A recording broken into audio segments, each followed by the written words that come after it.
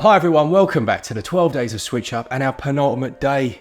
Goodness. It is indeed, yeah. So this is the subscribers' best of the year. So we had a poll over on our Discord. I forgot the name of it, thank you very much. And basically asked you what your games were this year, your favourite games. And we've obviously compiled those votes and we have the 10 best games as per those votes to share with you now. Now, a massive thank you to our moderation team on Discord, because essentially we haven't compiled anything. No, yeah. Caffey's done all the hard work, so you absolute hero. Thanks very much. Absolutely, yeah. We will follow this on tomorrow with our favourite games, and it's always really interesting to compare these two lists. Every year we've done this, I've really enjoyed doing that. Yeah, I'd say this is probably one of our favourites, isn't it? Sure, yeah. As we said in the other videos, Untold Tales have sponsored the entire series. Absolute legends. They've got a 90% off sale on some really good games, so go check those out. Absolutely. So what were our subscribers' favourite games of 2023? Well, let's find out.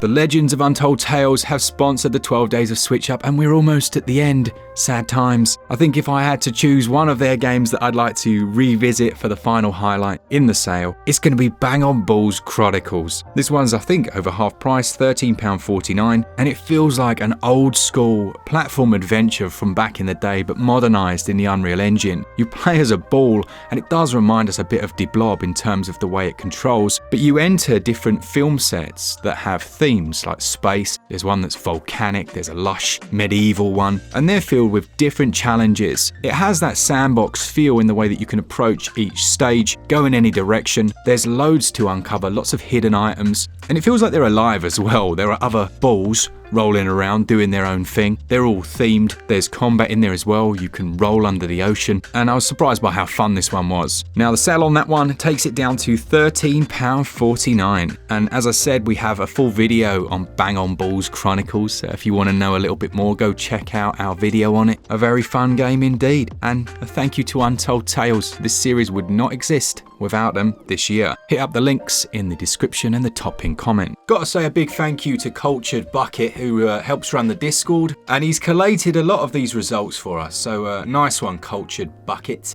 Coming in for your number 10 spot then, we have Dredge, which got 2.3% of the votage. It did, yeah. Now Dredge is a game we've spoken about a couple of times in this series for various reasons, and it's one of the most interesting games, I think, of the year in terms of what you do, because you ultimately do the same thing over and over again, but it doesn't ever feel like it, you know? It is, and I think saying we've spoken about it a couple of times is a big understatement, isn't it? This has become such a popular game, hasn't it, on the channel, I think? Yeah. For a good reason. Yeah, absolutely. And we said before, I think, that something gets a lot of mentions, it means it deserves it. Yeah, I would say so. And it's nice to see a game that is so strong in what it tries to do. Do you know what I mean? Like that horror vibe, or the Lovecraftian element of it, of what's beneath the sea, has been tried so many times. And not just in games, I'm talking about in films, in literature. And this game pulls it off very well. It's not perfect, don't get me wrong in that front, but it does it very well. In the first few hours especially, you are, really quite concerned about what's under there, you know? What's very cool as well is we've just had a code through for the DLC for Dave the Diver, which is Dredge. There's a Dredge DLC coming out. Oh, is there really? Yeah, the two developers have collaborated on it. Nice. That's cool, isn't it? That's very cool, yeah. Coming in ninth place then for the year for our subscribers was Hogwarts Legacy, and it's got 2.9% of the votes. This just puts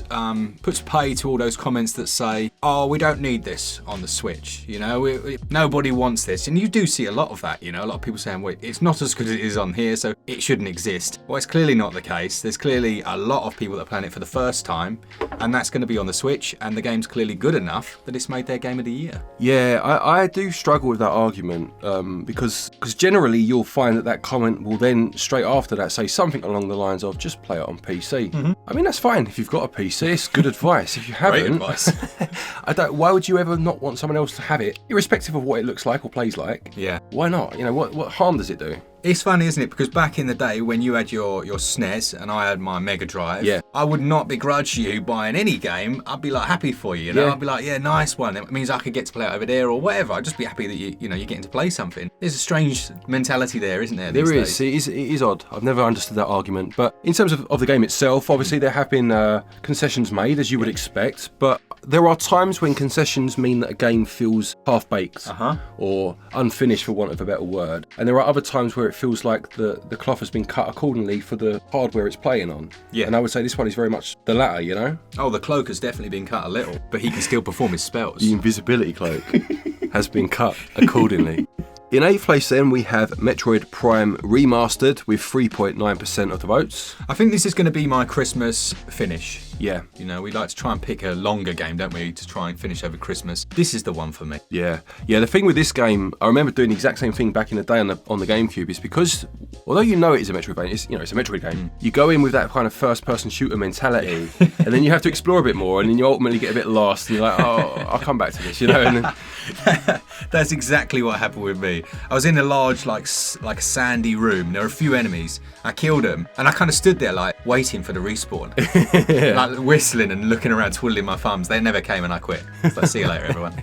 But when you do remember it's a Metroidvania, you can really get lost in this game. You know, it's which happened to be this time on the Switch. You know what I mean? It's the time where I went in knowing what to expect, and it's just a great game. So and not just a great game, but a great remaster. From one great game to another. All right, then we've got Star Ocean Second Story R, which got a score of 4.6 from the community, which I think is a decent little chunk. Yeah, I mean, you'll notice, obviously, these percentages are relatively low. There is one game that ate a lot of the votes up.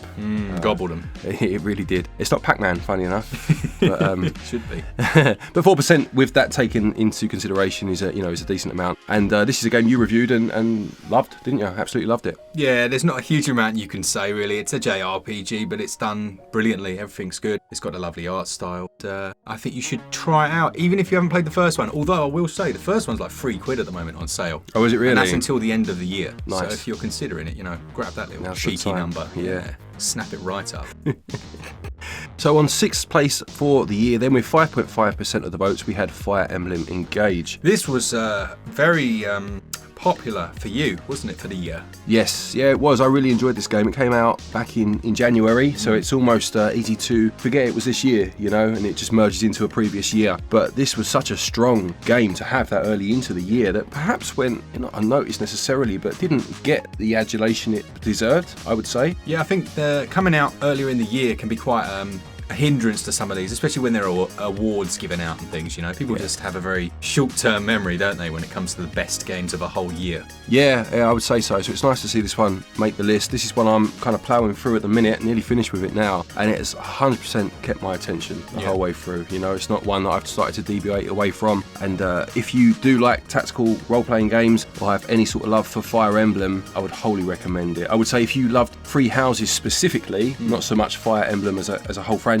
you may find that this one has done some things differently that don't agree with you as much, but it's still a great game. Then we've got Pikmin 4, and I have a great knowledge of this series, as you know, Glenn. Oh yeah. It's got a dog in it. It has got a dog in it, yeah. And these little weird creatures called Pikmin. Pikmin, yeah, it has got Pikmin in it. So if you need to ask any questions, put them in the comment section.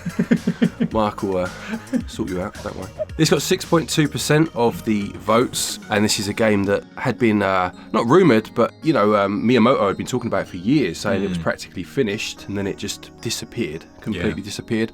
We had things like Hey Pikmin on the 3DS come out after that, and people were like, is that the game he was talking about? Is this Pikmin 4? Or, should we be concerned? Slightly awkwardly. Yeah, exactly, yeah. But then Pikmin 4 did come out, and it's a fantastic game, that does so much for the series that hopefully we'll see it continue to strive and go on. I don't know what the sales numbers were like. I'd be interested to know. Two sales. Just you and your missus. Miyamoto. Oh, he bought a copy from... Yeah. Well, you would, wouldn't you? After all that work. Now, this is a lovely series, really quite wholesome, and probably a nice time of the year to play it, actually, with family. The co-op's not great, so it wouldn't be a traditional co-op experience. It's more a case of kind of playing a day each, passing the controller on, that sort of thing, if you want to get the most out of it, but still a lovely game to play. Then it's really nice to see all the way up in number 4 for the year for our subscribers, Octopath Traveler 2, which got 6.8% of the vote. Why do I keep saying weird versions of percent? You said weird versions of lots of things. Yeah, I have. Community. Yeah, I'm doing it on purpose.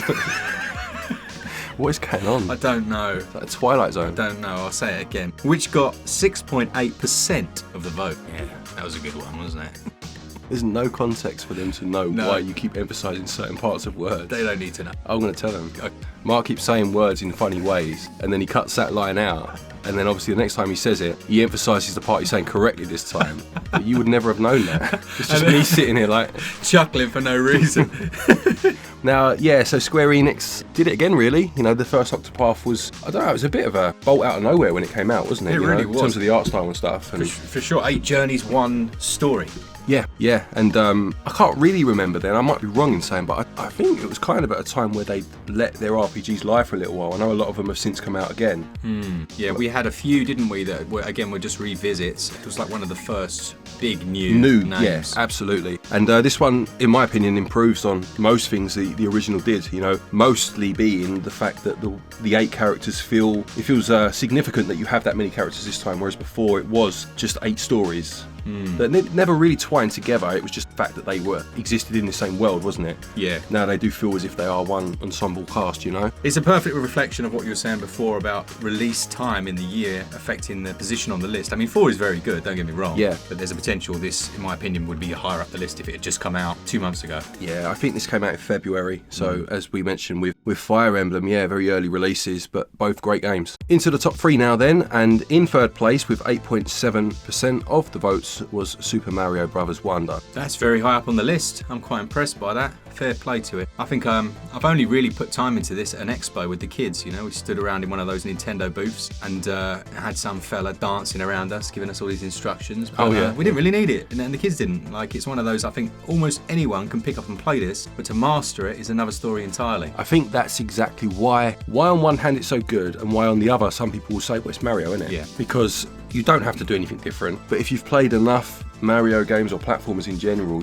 it's very easy to see just how good the level design is, you know? Absolutely, yeah. They're just, the wonder mechanic's very cool as well. Keep switching things up. See what I did there? I did, yeah. It's funny because whenever I talk about this game, and again, we've talked about it a fair bit lately, I very rarely mention the wonder mechanic because as fine as it is, what it does is quite clever. It's never been the intrinsic part of the gameplay for me. It's just that Nintendo upped their platforming game to a level that hadn't been seen for a good few years, you know? I think they undersold that side potentially as well in their advertising, and it was all about the elephant, you know? People kind of thought, oh, look, we've got an elephant, great. Yeah, and if they take that elephant out of the game, or that power-up out of the game, it wouldn't have changed, the game would be no worse for it. If they'd have just maybe thrown in a few of the old traditional power-ups instead, kept that level design as is, the Wonder Flower's great. I think maybe, actually, it could have been even better still. Yeah. But it's still a fantastic game. Into second place then, with 9.4% of the results, and when second place is getting 9.4, you got a lot of votes still to come, and this is Sea of Stars. Sea of Stars getting almost 10% is an absolute result. Yeah, absolutely. They've cleaned up a little bit at the Game of the Year awards, which again is another result. But it just goes to show, you read all these comments, and actually what it comes down to is what have people spent their money on and what have they enjoyed. Yeah. And it's all the way up to number 2. Absolute banger. Yeah, it's nice as well because it's the second year in a row, because last year you had Chained Echoes, which actually came out really late in the year. It was like December, wasn't it? And whilst I don't know if it got the same praise in terms of accolades because it came out so late, in terms of people's response to it, it was overwhelmingly positive. And now we've got another RPG the next year, indie team, doing the same sort of thing, you know? It's a really good point, actually, because I'd say of the 2 games, I actually prefer Chained Echoes. But because it came out, I would suggest after the the votes for the Game of the Year awards, it's completely missed that vote, which is a shame because it's amazing. Yeah, absolutely right. But as you said, it's nice to see this one getting the recognition with second place and 9.4%. That takes us into first place then, and obviously there's still a fair few votes to have been cast, and with 49.7% of the votes, we had The Legend of Zelda Tears of the Kingdom. And everyone gasped in surprise. Yeah, exactly. Yeah, it's funny when you do these lists, isn't it? Because the last couple of years, as far as I can remember at least, I don't think there was a clear runaway winner. There might have been a couple of games where you're like, oh, it could be this or this. But this year, it was come May, it was done, wasn't it? It was done. Now, it is interesting because clearly Nintendo thought they were going to win Game of the Year with this. Like, after they won like Best Adventure Game or something, the artwork came out on the eShop, and I was thinking, I bet they had the Game of the Year artwork and had to customise it. Do you remember that David Brent comedy sketch that he did where he's talking about David Attenborough thinking he's going to win like Best Picture or something for Planet, what was it called, Planet Earth? Yeah. And he's, people giggling at the other contestants. He's like, no, come on, don't be humble. And then the results get called out and it's not him. Just imagine Miyamoto friends, can't you? Like, I bet they were, weren't they? I bet they were. Let's be honest. Let's be real. They thought they had that in the bag. And the nominations are Baldur's Gate 3. No. Yeah. And Baldur's Gate 3 is amazing. Yeah. So, sorry, Miyamoto. Is it Miyamoto? Is the same fella that did Pikmin? Yes. See, or He's on the list in twice. He can't complain. Exactly right. Let's talk about the game, shall we? Yeah, we should, shouldn't we? I mean, it's a fantastic game. It's an absolutely fantastic game. I think it is. You know, it's amazing that Nintendo are able to take something that did so well the first time round and add anything of any real substance to it. That's a skill in itself, you know. It is. I do think I can understand people where it didn't click for them. Yeah. I really can. You know, I'm someone where if I go into a world that looks exactly the same, I do struggle to engage with it as much as I would if it was something completely fresh. Yeah. So I do understand that argument, but I think if you push past that, and it does actually require a bit of effort to push past that if you're that type of person. Yes. For me, when I fell down to the area outside the Hyrule Castle, I was really struggling for a while. I was like, oh, okay, here we are again. Yeah. You know, even though it looks different, there's different forts and things, I had to push through. And it was only when I went down a well, actually, and I realised that there's this whole other world, I was like, oh, this is awesome. And then it hooked me in, you know? Yeah, absolutely. I mean, there is the template there for Nintendo to truly continue to refine the adventure genre, you know, in that open world way. I wonder if they will. I wonder if this is now the way they're going to go, or they're going to think, you know, where do we keep going with it? I think it is, but I also don't agree with that approach personally. I think there's room for both worlds within one game. I think you can have your open world, and then let's say you entered a city, and in that city it had like traditional Zelda-style quests, like, dungeons, you know, dungeons, yeah. I think there's a world where that could quite happily happen, but they're not going to do it. No, and if they don't do that, which, as you say, they probably won't do that, I do hope that they realise there are a lot of fans out there that love classic top-down Zelda, and don't forget to release a game like that every so often, you know. I know they're not Square Enix, but imagine like a 2.5D Zelda. Look lovely, wouldn't it? It'd be great. But yeah, I mean, this was the game of the subscribers year, if you know what I mean, and well worth its place at the top of the list. Fantastic game, 49.7%. That's a sizable chunk. That's We're looking crazy. at a pie chart here, like pizza cut in half. Zelda's eating half the pizza. Yeah, greedy little so-and-so.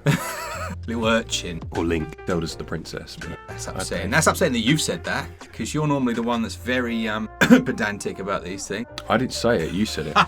Did I? Yeah. Oh, balls. So there you have it. A fantastic list. That's fantastic list. A fantastic list. So there we have it. That is, the end of another year of pretty darn good games. It has been a good year for games, actually. I did wonder what this year was going to be like as you start to, you know, creep into the end of a console's life. But no, to be fair, there's been some good games, third party and first. Absolutely. And everyone always asks, you know, will SwitchUp continue with the next console? I think the answer is yes, isn't it? Absolutely, yeah. We will still be here. We'll persevere. Yeah, exactly right. Thanks to Untold for sponsoring the entire series. Amazing. To you guys, remember, tomorrow is the last day to leave comments and interact with the 12 Days of SwitchUp before we give away and announce the winner of the Switch OLED. Yep, thank you to everyone that voted. Thank you, as you said, to the moderation team over on Discord for helping us out with compiling it all. And yeah, as I said, we'll do our favourite games tomorrow, and we'll see exactly what games we both picked or whether there were a few curveballs in there. So a quick thank you to our patrons and our channel members for your continued support, and to each and every one of you for watching this channel. Happy gaming.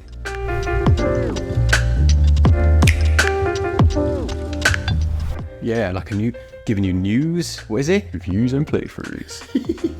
Game Sack. It's a channel we used to enjoy. Does it still exist? I don't know, we have to have a look. Man, it's a good name for a Christmas video, isn't it? Yeah. Get your sack. Fill it full of games. Outrageous.